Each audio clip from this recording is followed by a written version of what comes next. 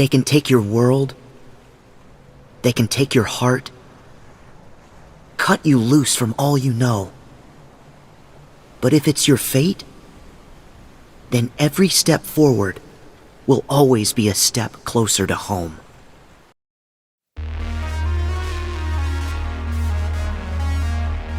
Ça y est, les réguliers sont enfin tous présents au 30e étage. Il n'y aura plus d'échappatoire. Bonjour à tous et bienvenue pour le résumé de la deuxième partie de la saison 2, le combat de l'atelier. C'est un arc complexe qui se sépare en 4 mini-arcs que l'on va voir petit à petit au cours de cette vidéo. Donc, encore une fois, installez-vous confortablement. Cette vidéo fait suite à celle du retour du prince. Donc, je vous conseille fortement de la regarder d'abord si ce n'est pas déjà fait.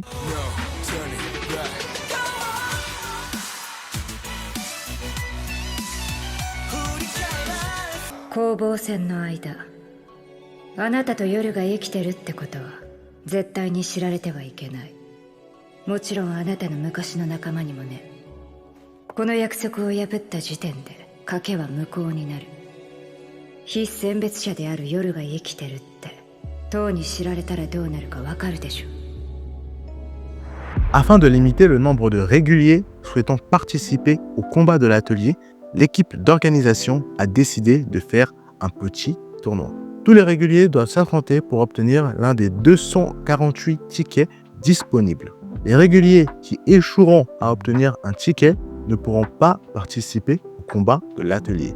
Pendant ce jeu, les combats s'enchaînent principalement entre la team Fug et la team Shibizu, qui est venue se venger de Dieu Violet Grace pour avoir tué Kun.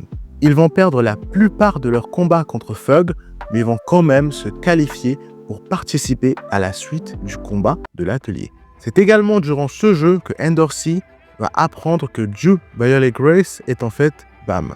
Le groupe de Wagnon va réussir à monter à bord de l'Archimède sans trop de difficultés. Il va récupérer Rak, Shang et Quadroblitz par la même occasion.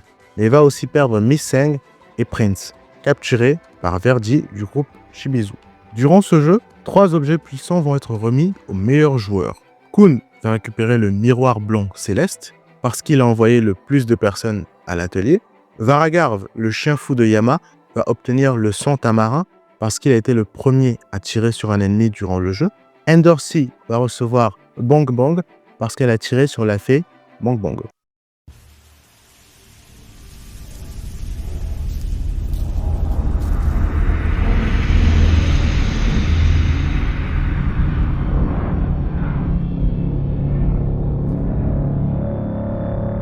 Hats, qui a cassé son épée en affrontant Kasano dans l'arc du One Shot One Opportunity, part en chercher une nouvelle. Il tombe à nouveau sur Kasano et l'espionne. Il se fait attraper mais réussit à s'échapper et tombe sur l'Eroro qui lui propose de l'aider à arrêter la création d'une arme dangereuse réalisée à partir d'un irrégulier. Le jeu de cet arc s'appelle le combat de fiches. Ce que vous devez retenir, c'est que les joueurs doivent déposer leurs fiches sur une prise pour pouvoir se qualifier. Les chefs de chaque équipe jouent à ce jeu en tant que parieurs uniquement. Ils doivent deviner qui va l'emporter dans le but de gagner des points pour pouvoir avancer dans le tournoi. Il va y avoir plusieurs affrontements dans cet arc également, dont celui qui va permettre de récupérer Missing et Prince, mais le plus important étant celui de Anak, Zahad et de Kun Ran. Tous les parieurs en dehors de Ron Mei et Reflejo ont perdu tous leurs points en pariant soit sur Anak, soit sur Ran, vu que les deux se sont fait éliminer au même moment lors de l'apparition de Paracule. C'est le soir de l'événement du combat de fiches. Tous les réguliers sont obligés d'être présents, même les plus fatigués. Il s'y passe 3 événements principaux concernant Rak, Oryang et Bam. En dansant avec Goseng, Oryang réalise que ce qu'il recherchait était toujours près de lui et décide qu'à la fin du tournoi, il repartira avec l'équipe Porc, Sauce et Gretus. Depuis son arrivée sur l'Archimède, Rak voulait récupérer Bam, mais a été empêché par Kun. Il finit par perdre patience durant la fête et décide d'aller récupérer le candidat Slayer par lui-même. Endorsey également voulait profiter de la fête pour tirer les choses au clair avec Dieu Violet Grace et découvrir s'il s'agissait vraiment de Bam. Ils se rendent donc tous à l'hôtel de Fug et y rencontrent Violet et confirme que le candidat Slayer est bien leur ancien camarade. Avant les retrouvailles avec ses anciens amis, il a discuté avec Beta, qui lui a révélé que l'épine à l'intérieur de lui est une fausse. Il indique l'endroit exact où se trouve la vraie pour qu'il découvre la vérité lui-même. Il décide de quitter l'équipe Fug et de rejoindre ses camarades pour de bon lors de l'épreuve suivante. Fug avait fait un marché avec Bam. Tant qu'il ne rentre pas en contact avec ses anciens camarades, ils ne feront rien. Mais comme Bam vient de briser ce marché, ils sont libres d'agir à leur guise, comme ils l'avaient prévu. ついに始まるのか。どれだけ待ったか。俺たちの手で奴を絶望の底に突き落とす瞬間を、奴の大事なものを踏みにじる瞬間を。あなたの思い通りにはならない。俺をまた閉じ込められると思ってんの。あの女に伝えろ。俺らを武器にしたのはあんただ。あんたが作り出した絶望を見せつけてやる。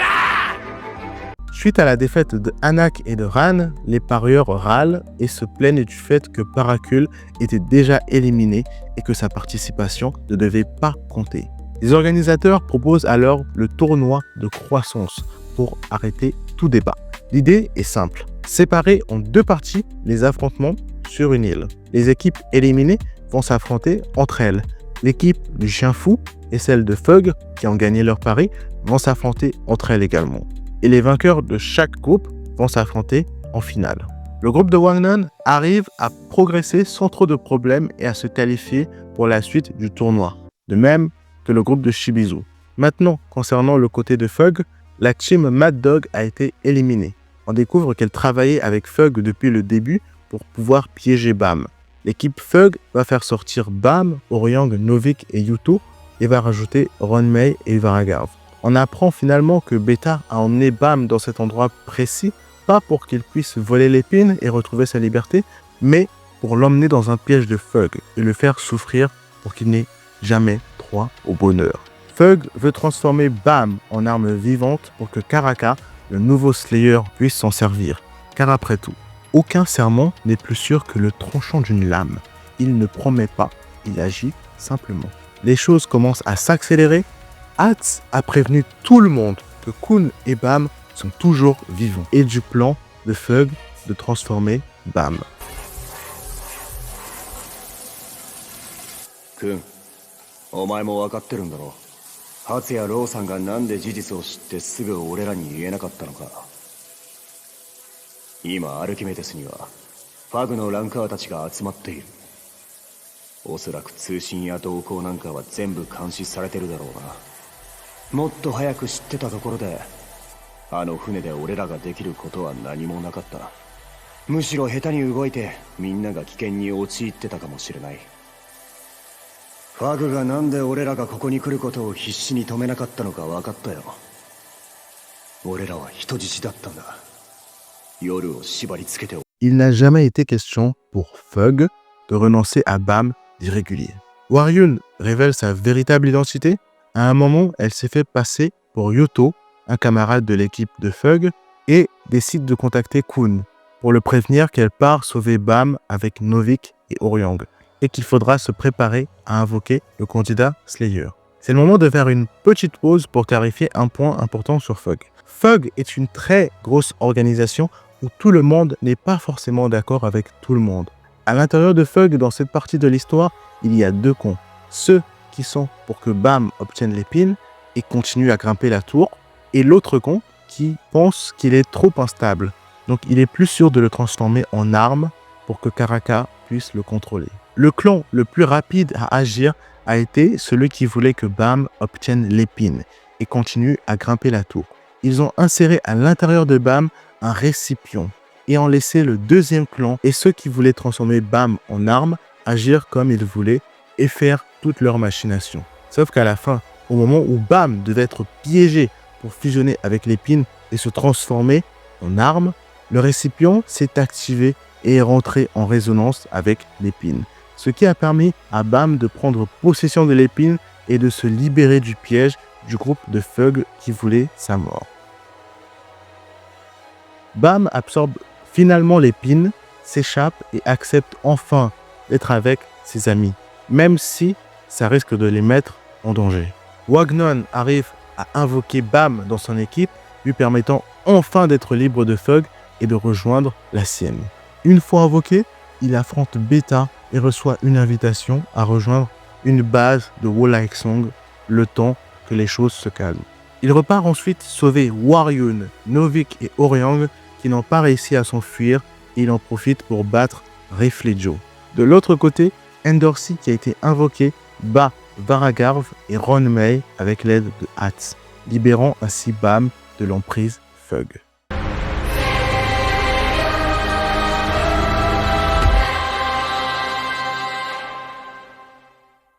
ピオレ俺を助けろ。おいお前あるじゃんか。いっそ手でも組むか。どんな苦難も一緒に乗り越える、それが仲間だろうが。俺は絶対塔を登る。俺は塔のてっぺんに登るんだ。俺がこの塔の王になってお前らをこんな風にした全ての理不尽を変えてやる。ここを一つ屋根の下、一緒に笑って過ごせる場所にしたいんだ。俺ももう少し広い空を見たい。ビオレー！ジュ・ビオレ・グレイス、ファグは俺がぶっ潰す。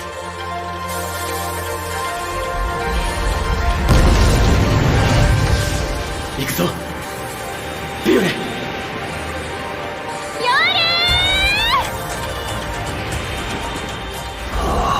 これでいい。これでやっと。帰ろう、半人前さ。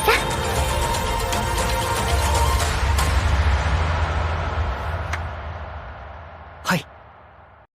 Le danger ne s'arrête pas là. Ils sont toujours pourchassés par Madoraco, un high ranker associé à Fug qui ne compte pas laisser Bam partir, jusqu'à ce qu'un homme fasse son apparition. Un chef d'une des 10 grandes familles, Pobido Gustong. Madoraco choisit d'abandonner et de se retirer pour éviter des pertes.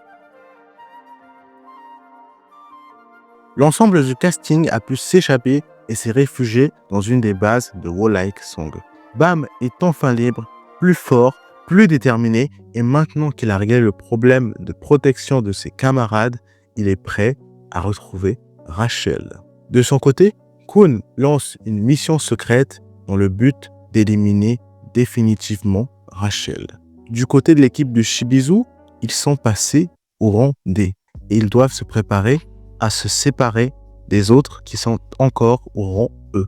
Entre-temps, avant la fin du combat de l'atelier, Kasano en a profité pour voler le démon de Oryang, ce qui l'a mis dans le coma. Il en a aussi profité pour récupérer l'intelligence artificielle Emily, qui n'est autre qu'une arme à activation humaine que l'on a ensuite fait fondre, et non une personne comme elle le faisait croire à tout le monde depuis le début. L'équipe Port Sauce Aigre Douce, accompagnée de Beta, décide de poursuivre Kasano pour récupérer le démon de Oryang, pour qu'il puisse reprendre conscience. Pour ça, une seule solution s'impose, monter à bord du train de l'enfer. で、結局誰なんだい？この塔の最後の試験を執り行う真のザハードの王子は。せっかちですね。もうしばらく見守ってはくれませんか。